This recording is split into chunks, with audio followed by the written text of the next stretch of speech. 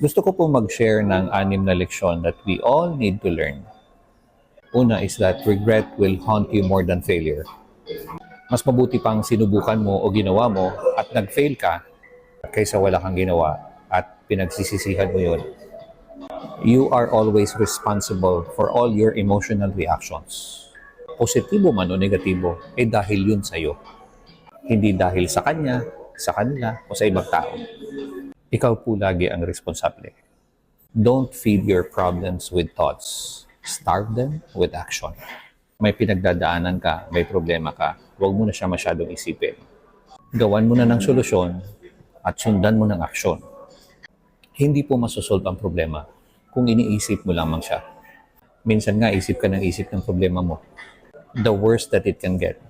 Pero hindi naman nangyayari. Your life will be defined by your ability to handle